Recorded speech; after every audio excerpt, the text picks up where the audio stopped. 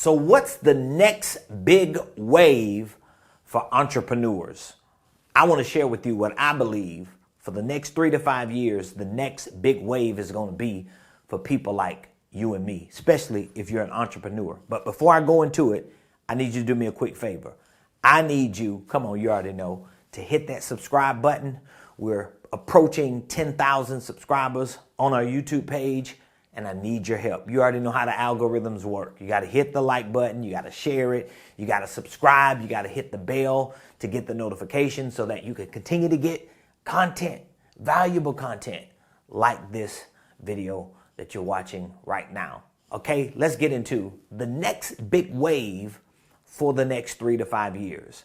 I believe the next big wave for the next 3 to 5 years is made up of one word: acquisitions. Acquisitions. Acquisitions. I want you to take my word on this. I've talked to millionaires. I've even been in rooms with billionaires, deca millionaires, you name them. I've been in these rooms, and there's a lot going on behind the scenes that you and I as solopreneurs or small business owners don't see, but there's a lot going on regarding acquisitions. Now, when I say acquisitions, what am I referring to? I'm referring to the act or the process of acquiring assets.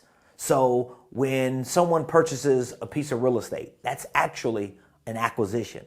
When someone purchases a business, that's actually an acquisition. Truth is, when you go to the store and purchase a product or a good, or if you buy a service, it's a form of acquisition. So I believe, and a lot of people agree with me on this, that the next big thing, particularly for the next 3 to 5 years, is acquisitions. Now, let me give you a reason why many of us believe this is the next big thing. This is going to be the wave for the next 3 to 5 years. Well, there's a baby boomer generation. You know, uncle, auntie, grandma, them, probably great grandma. We've got the 60-something, 70-something, 80-something, even though it's like 90 is the new 60, but that baby boomer generation is the generation that's currently retiring. They're leaving the workforce. They're leaving the marketplace. So when they leave the marketplace, as opposed to the workforce, when you leave the workforce, you leave a job. When you leave the marketplace, you're not just retiring, but you're actually having to transition out of owning a business, operating a business. And these assets, the assets of businesses, stocks, bonds, retirement accounts, real estate, you name it, these are all assets that are left in the marketplace for someone like you and I to do what? To acquire. And so we're already seeing this trend. Of course, it's already happening on so many different levels, but it really hasn't happened at mass scale for the small business owner, for the solopreneurs and the entrepreneurs who are on the come up like it is within the next 3 to 5 years. So with that being said, what I want you to do is I want you to position yourself today for what the next 3 to 5 years is going to be. Now, I teach a lot about holding companies, and a holding company is essentially an LLC that you're using for the primary purpose of what? Holding assets. So that when you do understand and get into the practice of acquisitions, you have a holding company or a parent company that can actually hold or own and control whatever those assets are. Now, if those assets are made up of like equipment or vehicles or real estate, you might not directly own those assets inside of the holding company, but you will set up other entities that will hold those assets, and the holding company will own the entity that owns the assets, if you understand what I'm saying.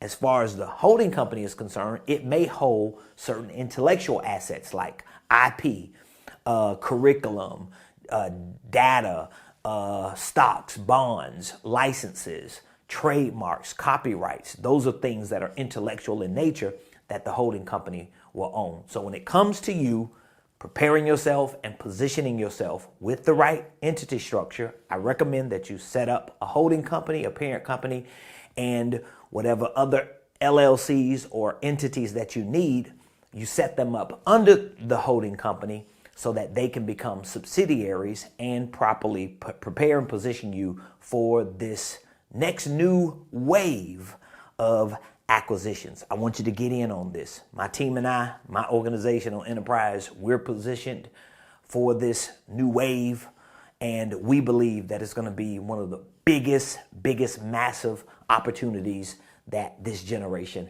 has seen. Now, there are 3 phases to acquisitions. The first phase is, let me write it down. The first phase is accumulation, okay?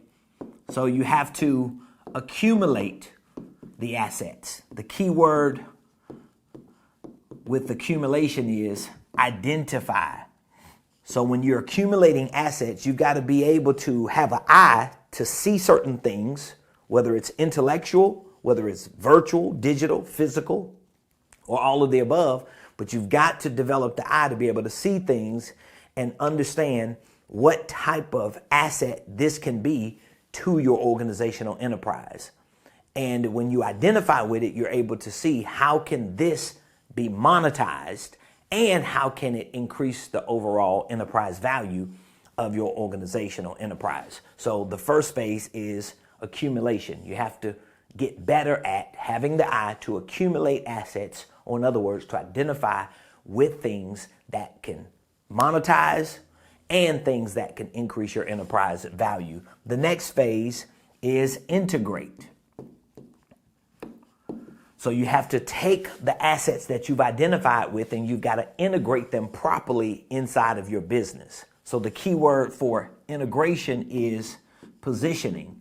For example, if you identify with a piece of real estate or a piece of equipment or something that you know is a physical, tangible asset, if it is integrated in your business correctly. It may be a property that you personally own, but you want to transfer the ownership of that property out of your personal name and into the name and ownership of your business to do what? Number one, hopefully to monetize, make money off of it. And number two, to increase the enterprise value, increase the net worth of your organization. That will give you leverage. You could do the same with stocks and bonds. You could do the same with notes. You could do the same with investments, retirement accounts. There are so many different things, but where you and how you position it within your enterprise will be determined based on the nature of the asset that you've accumulated or identified. So you have accumulation, got to accumulate, identify,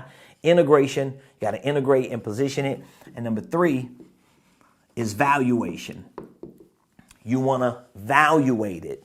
The key word for this is math. Why? Because you want to do the math. You want to be able to quantify what the overall value of this item is, what this asset is, and how it gives your organization the net worth that it has to have. Now, valuation is a very common word for like tech companies in Silicon Valley, maybe private equity groups and companies that are backed by Wall Street, but we want to use these same wealth building concepts and principles for companies that are on Main Street. And that makes up most of America's entrepreneurs and small business owners. This is one of the reasons why I teach these principles, because I want people like you to put them to practice. And so again, this is the next biggest thing for the next 3 to 5 years. I truly believe it. A lot of the mentors and the people that I'm around who are extremely successful are not just seeing the same thing, but they are saying the same thing. And I believe you should put yourself in a position to learn how to practice the process of acquisitions, whether it's for businesses, real estate, other assets, tangible and intangible. You want to build the muscle and to develop the ability to put this strong leverage point to practice. Accumulate, identify, integrate, positioning, and evaluate math. If you need more information on this, we have resources to help you engineer a $1 million business and to engineer a $1 million mindset so that when you develop the skill set, you will stay on that high level of operation. Again, don't forget to subscribe to my YouTube page. Hopefully you're watching this video. We have shot past 10,000, but for now, as of the date of this recording, We are on the race, on the hunt to get to 10,000 subscribers. Subscribe, hit the like button, share, leave a comment. If you have any questions, reach out to us. We'll be more than happy to help you and assist you in your process to scaling your business and even your life to 6, 7, 8, 9, 10 figures and beyond.